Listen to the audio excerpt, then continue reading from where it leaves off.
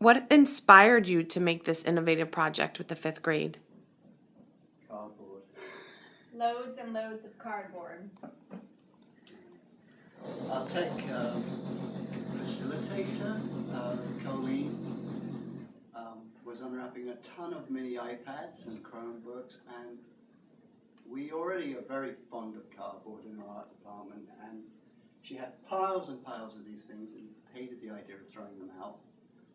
As we all do these days, the waste is pretty painful, so we wanted to play with it. Right, we said, please send it our way. We'll make use of it somehow. So this is just an example of how much cardboard we had to start with, plus loads more. And you can find a box that shows you what's in a box, actually. Each box has this, a couple of these, and this we throw out, not like this. But, It just made us think, with all these different shapes and forms, what could we do? We started brainstorming, what could we do with the different forms? Which got us looking at other artists who have sort of used recycled materials or sculpted with various materials. So we got to looking at Louise Nevelson, and even found an article on her that said she was the first recycler because she used objects that were just found around her to make her art forms. So she was a great inspiration for the project, and we gave each 5th grade class a different size box as their starting point, and then we used other found objects to create sculptures. So maybe we'll show you those. yeah, we've been talking a lot about the idea of making where, as opposed to telling them what they're going to do in a classroom, we show them the materials and see where they take it. And that's been very exciting for us because we see the light bulbs popping over their heads as they get involved with their projects. Maybe we could show you some of those projects. Detail about what this project was specifically about? Definitely. So using Louise Nevelson's work as a jumping off point, using found materials, we really wanted to talk to the kids about what makes a good sculpture and what are the design principles involved in making a strong sculpture or a dynamic sculpture. So we had introduced to the kids the 7 principles of design, and then we asked them to use the found materials to try to demonstrate 1 or 2 of the principles of design through their sculpture. So this one you can clearly see the student was inspired by the design principle of pattern. And as they sort of explored the sculptures, I think different things came about for each student. So it was a more formal exercise. This wasn't so much about the imagination and dreamscapes or inventing a world. Inevitably that happens, even though it's about sort of more like architectural and structural and pattern design shape. They inevitably will start finding associations, and some of them said, this is like my Japanese house, or this is... Reminds me of my lunchbox. Reminds me of my lunchbox, and that of course is inevitable and is really fun. So, and one of them created what was clearly 2 opposing armies next to a wall, but it still was very designed, very clearly arranged. But I think even from a formal project like this, you can see how much innovation and creative thought starts to emerge just through the act of playing with the materials and putting them together and arranging them in certain ways and making thoughtful design choices. So I think it really kind of shows how this creative thought starts to emerge. And then we asked the kids to do drawings of their work after their sculptures were finished, and write some notes about some of the thoughts they had while creating, or thoughts about their finished piece. What design principle do they think emerged the clearest or the strongest? what were some of those associations that came about for them, so that they could think about their process and do that critical thinking that's necessary to turn the play into that innovative thought. So. Did you find that your teaching changed in an activity like this? The way that you taught the kids how to do this? Did you think that it was different than other projects you've done with other kids? They were teaching them each other, clearly. Once we like presented them with all these materials to work with, seeing how they selected and chose the materials that they chose to glue down. They were also really excited by, finally, we found a room with all these electric sockets so we could plug in all these glue guns, and low temp settings. We let these kids loose, 5th graders loose with glue guns. And so this is where we're beginning to innovate. We're seeing the kids being innovative. It's that idea of maker, tinker space is beginning to kick in. And you present them with a load of a pile of materials, and they're doing the selecting, they're seeing each other selecting, and they're influencing each other, and you see them getting animated. Some of them as discovering their architectural potential, some of them their design potential.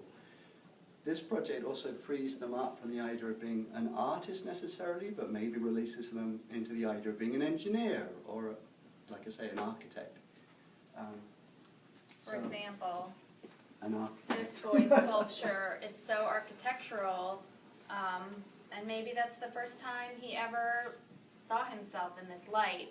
And I think teaching like this is more about posing the essential questions and letting them find the answers, instead of giving them the answer of how something should look or the end product. It's more about the process and discovering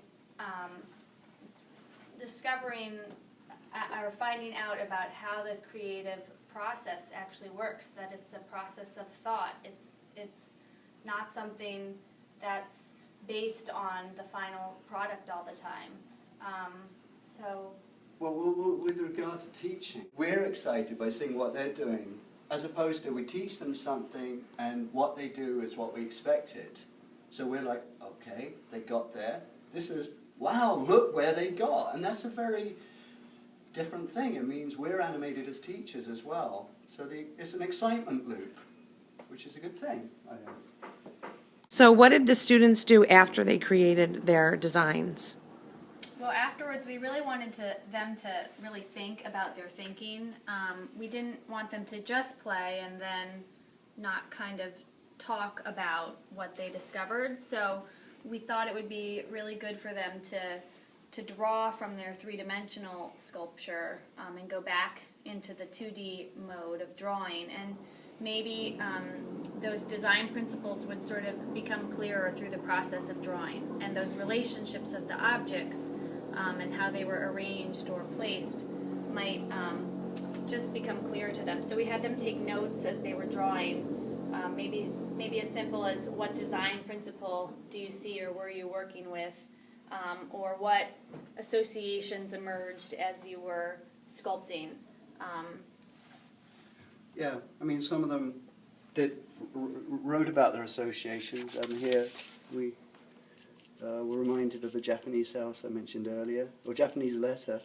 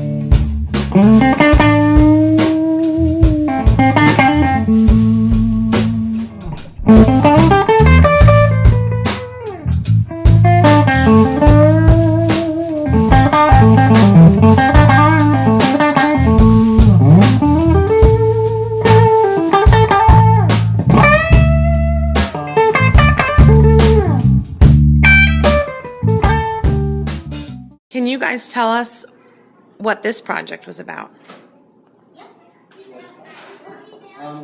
For a couple of years, we've done the Rainforest Project with first grade, and it's tended to be a mural. And we do murals with other grades and wanted to change it up. And also, when you tackle the rainforest, you inevitably encounter issues of sustainability and conservation, green issues. And also, we've been talking a lot about STEAM and collaboration with other departments, and this also became colour sorting and counting. How many concepts are involved building this Something that required a lot of collaboration between the classroom and the teachers within the art room. So we really worked together to make this come alive. It was probably not something that one of us could necessarily pull off without sort of the help of each other. big project? It was a big undertaking, but such an exciting one, and there was so much enthusiasm that was created from this project, from everyone from our maintenance staff who would come in and help us glue caps, or they would give us answers to some structural issues we were having, to our kitchen crew who was collecting bottle caps in the kitchen. The first graders, they collected bottle caps at home, and just every day with such excitement came with their little pile full of caps and added them to the collection. I think It's a community project, really, isn't it? yeah, it became a community project, and I think just the use of the recycled materials too was very liberating for us. Just that this was a material that we could all find within our home. It was there and it was available to us, and it was a way of making